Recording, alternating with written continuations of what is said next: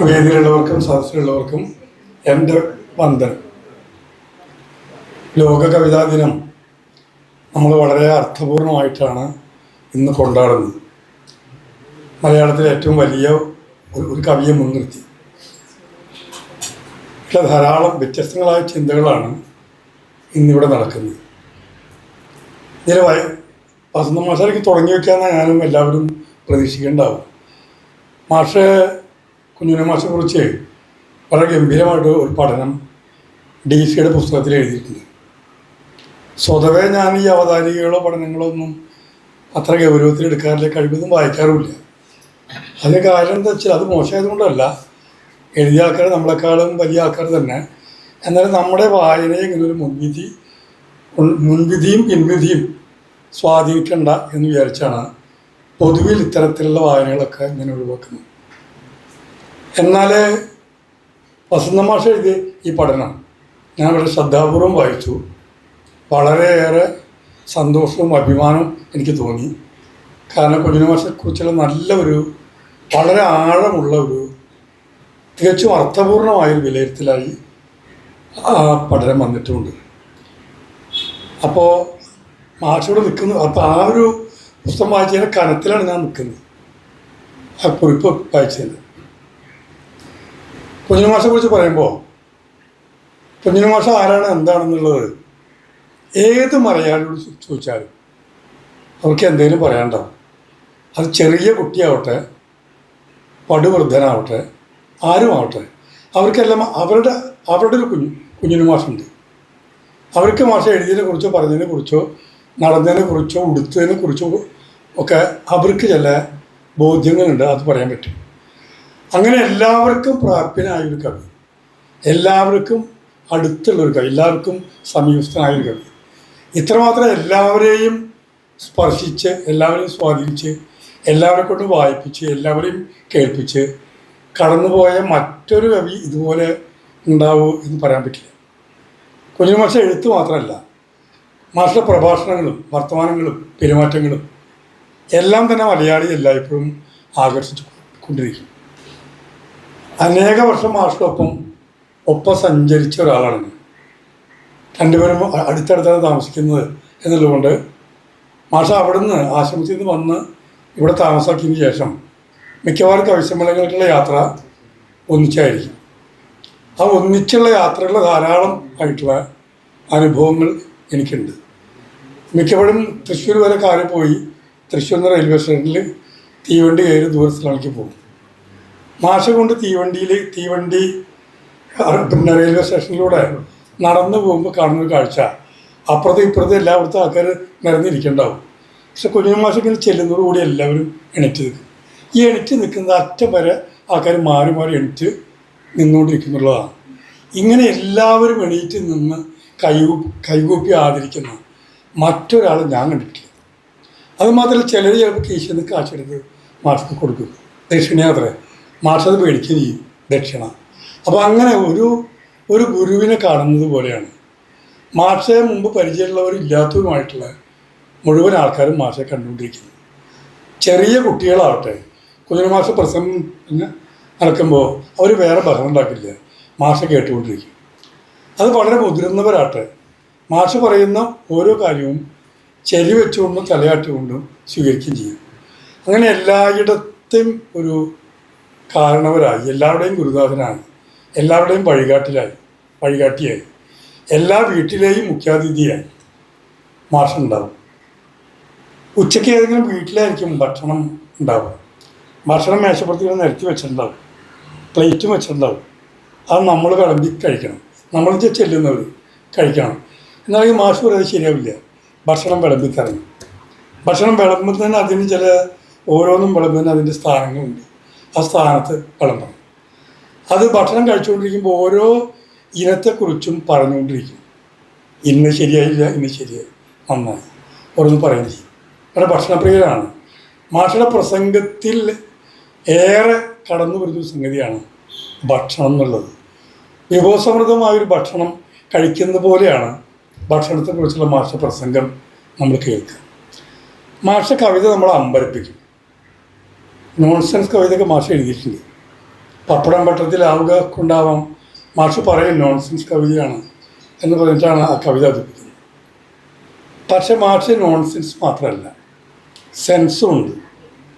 അങ്ങനെ സെൻസും നോൺസെൻസും കൂടിക്കലർത്തി എഴുതി നമുക്ക് ഓരോ കവിതയിലൂടെയും വളരെ വ്യത്യസ്തമായ കാവ്യാനുഭവങ്ങൾ തന്നൊരാളാണ് കുഞ്ഞുണ്ണി മാഷ്. ഇവിടെ നമുക്ക് ധാരാളം തർക്കിക്കാവുന്നതാണ്.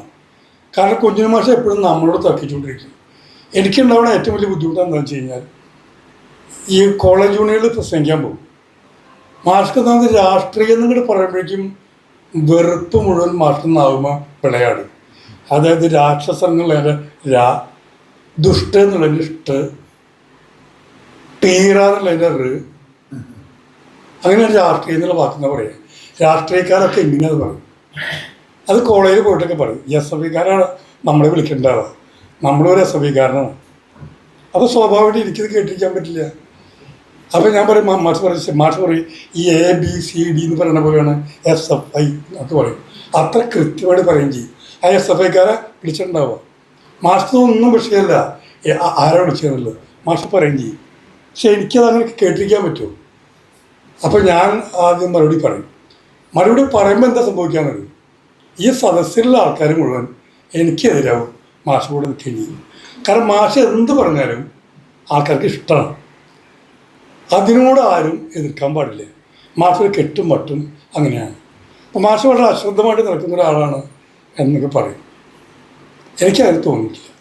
മാഷ് കെട്ടും മട്ടും. എനിക്ക് തോന്നുന്നത് സ്വന്തം വേഷവിധാനത്തിൽ ഏറ്റവും കൂടുതൽ ശ്രദ്ധിക്കുന്ന ഒരാൾ കുഞ്ഞുണ്ണി മാഷായിരിക്കും. അത് കടുകട മാറില്ല. ആ മുണ്ടിൻ്റെ മുണ്ട് ഉടുക്കുന്ന രീതി, അത് മാഷയുടെ ഒരു ചിത്രം പൂർണ്ണമായി വരുന്നത് ആ കുപ്പായവും ആ മുണ്ടും എല്ലാം കൂടി ചേർന്നാണ്. അതിൽ യാതൊരു മാറ്റവും മാഷ്ക്കുണ്ടാവില്ല. മാഷയുടെ ഒരു ഭാഷയിലാണ്, ഒരു നാട്ടുഭാഷയിലാണ്, അല്ലെങ്കിൽ വീട്ടുഭാഷയിലാണ് ലോകത്ത് എവിടെ പോയാലും സംസാരിക്കുന്നത്. ആ സംസാരിക്കുന്നതിലൂടെ താൻ കണ്ട ജീവിതം, താൻ കണ്ട കാര്യങ്ങൾ എല്ലാം പറഞ്ഞു കൊടുക്കും. ഓരോ കവിതയും ചൊല്ലുകയും അത് നന്നായി വിശദീകരിക്കുകയും ചെയ്യും.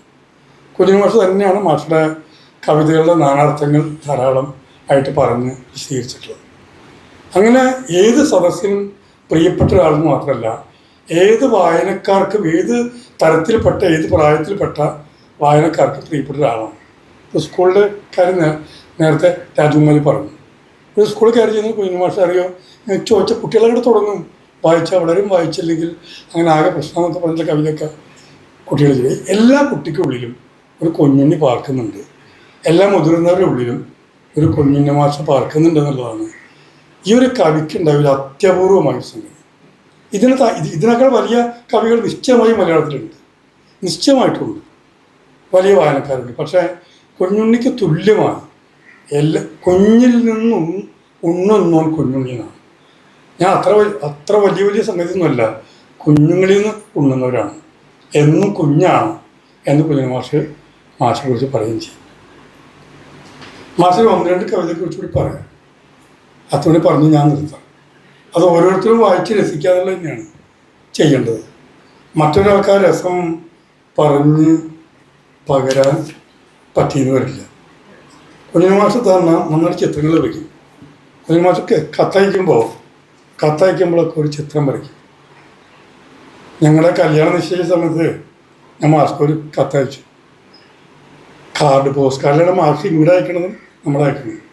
മാഷ് എങ്ങനെ കല്യാണം തീരുമാനിച്ച് ഇന്ന ദിവസമാണ് കല്യാണം മാഷ് പറഞ്ഞൊക്കെയാണ് കത്തിലുണ്ടായത്. മാഷ് സംഭാവന ചെയ്യാൻ മോനെ എന്നാണ്. മാഷ് ചോദിച്ചു, മോനെ നീ ആകെ പരിഭ്രമിച്ചിട്ടുണ്ടല്ലോ, കൊല്ലം തെറ്റ്, മാസം തെറ്റ്, തീരും തെറ്റ്, സാരമില്ല, ഇപ്പോഴൊന്ന് പരിഭ്രമിക്കുന്നത് നല്ലതാണ് എന്ന് മാഷ് പറയാം. മാഷ് ചിത്രം വരയ്ക്കുകയും ചെയ്യും. ആ ചിത്രങ്ങളുടെ ഒരു സാമ്പിൾ ഈ പുസ്തകത്തിലുണ്ട്. അപ്പോൾ അത് നമ്മൾ സാധാരണ ഒരു ചിത്രം വരയ്ക്കുന്നതിൻ്റെ അനുപാതത്തിലല്ല. കുഞ്ഞുണ്ണി മാഷ് വേണമെങ്കിൽ ഉറുമ്പിൻ തല ആനയ്ക്കും ആനത്തല ഉറുമ്പിനും മാറ്റി വെച്ച് കൊടുത്തിട് മലയാളം മനോഹരം. മാഷ്ക്ക് അതൊക്കെ വളരെ ഇഷ്ടമാണ്. കാരണം ഈ രൂപത്തെ ആകെ ഇങ്ങനെ മാറ്റി തീർക്കാമെന്നുള്ളത്. മറ്റുള്ളവരുടെ രൂപസങ്കല്പമല്ല മാഷ്ക്കുള്ളത് വേറൊന്നാണ്. മാഷ്ക്കുള്ള ലോകസങ്കല്പമല്ല, മറ്റുള്ളവർക്കുള്ള ലോകസങ്കല്പമല്ല, മറ്റുള്ളവർക്കുള്ള ഭാഷാസങ്കല്പമല്ല മാർക്കുള്ളത്. അതെല്ലാം മാർക്കുടേതായിട്ട് പറയും ചെയ്യും. എല്ലാവരുടെയും കവിത തിരുത്തി അയക്കും. മാഷ് കുട്ടേട്ടനായിരുന്ന കാലത്ത് കുട്ടേട്ടൻ്റെ കത്തുകൾ പുസ്തകമായിട്ട് ഇറങ്ങിയിട്ടുണ്ട്. അതിൽ മാഷ് തിരുത്തി അയക്കും. അപ്പം ആരുടെയും തെറ്റ് കണ്ടാൽ തിരുത്തും. വ്യാകരണം തെറ്റ് മാഷ് സമ്മതിക്കില്ല, ആ തെറ്റണമെന്ന് പറയുകയും ചെയ്യും. മാഷ് ഇതെല്ലാം തെറ്റിക്കും ചെയ്യും. മാഷ് വ്യാകരണം തെറ്റിക്കും, ഭാഷ തെറ്റിക്കും, വാക്കിനെ പൊട്ടിച്ച് നാനാവിധമാക്കും. ഇതൊക്കെ മാഷ്ക്ക് ചെയ്യാം, വേറെ ആളെ കൂടി ചെയ്യാൻ മാഷ് സമ്മതിക്കില്ല. അങ്ങനെയാണ് മാഷ് ഒരു സമ്പ്രദായം. മാഷ കവിതകൾ പണ്ട് ഞാൻ ജീവിതത്തിൽ ആദ്യമായിട്ടൊരു കവിത കേൾക്കുന്നത് ഞങ്ങളുടെ കലാസമിതി, സ്കൂൾ കുട്ടിയായിരിക്കുമ്പോൾ 7ാം ക്ലാസ് പഠിക്കുന്ന സമയത്ത് ഞങ്ങളുടെ കലാസമിതിയിലുള്ള എന്നെക്കാൾ മുതിർന്ന അന്ന് കോളേജ് വിദ്യാർത്ഥികളായിട്ടുള്ള ചെറുപ്പക്കാർ കവിത വായിക്കുകയാണ്. കവിത വായിച്ച് രസിക്കുകയാണ്. കവിത വായിച്ച് അവർ ചിരിക്കുന്നു. അവർ ഈ കവിത വായിക്കുന്നതിൻ്റെ ആനന്ദം മുഴുവനും പങ്കുവെക്കുന്നു. എനിക്കാവട്ടെ ഈ പറയുന്ന കാര്യം മനസ്സിലാവുന്നില്ല. പുഴുപോലിഴയും പുഴ പോലൊഴുകും പുഴയും, പുഴുപോലിഴയും പുഴുവും, പുഴുപോലിഴയും പുഴുവും, ഞാൻ പോലെ അലയും ഞാനും, അത്ഭുതമല്ലേ ലോകം. ഇത് വായിക്കുമ്പോൾ അവർ ചിരിക്കുകയും ചെയ്യും. അപ്പം ഞാൻ ചോദിക്കുക, എന്തതിൻ്റെ അർത്ഥം? അർത്ഥം എന്താണോ നിങ്ങൾ ചിരിക്കണം. അപ്പോൾ അവർ ഒരു അർത്ഥം വരാൻ പറ്റില്ല. അപ്പം ഇത് വേണേൽ കേട്ടങ്ങ് പിന്നെ രസിച്ചോളാം, വേറെ ഒന്നും ചെയ്യാൻ പറ്റില്ല.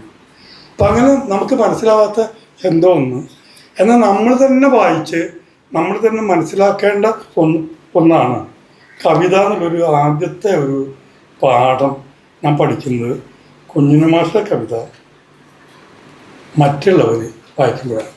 എൻ്റെ മാസ്റ്റർ ലേഖനത്തിൽ തന്നെ കുഞ്ഞുണ്ണി മാഷ് നോവലിനെ കുറിച്ച് പറഞ്ഞിട്ടുണ്ട്. നോവലില്ലെങ്കിൽ നോവലില്ല, കവിതയിലൊരു വിധയുണ്ട് എന്നൊക്കെ പറയും. നാടിനകം നാടകം, അങ്ങനെ എല്ലാറ്റിൻ്റെയും ഉള്ളിങ്ങനെ ഒന്ന് പൊട്ടിച്ച് നോക്കിയെടുക്കാന്നുള്ളത്. അതിനെ മറ്റുള്ളവർ കണ്ടതിന് അപ്പുറത്തേക്ക് വേറൊന്നായിട്ട് അതിന് കാണാമെന്നുള്ളത് എപ്പോഴും കുഞ്ഞു മാഷുള്ളൊരു പരിപാടിയാണ്. മാഷിൻ്റെ 1 2 കവിതയും കൂടി ഞാൻ വായിക്കാം. ഉടുത്ത ഭാഷ, അത് വസന്ത മാഷ ഇതിനെക്കുറിച്ചെല്ലാം എഴുതിയിട്ടുണ്ട്.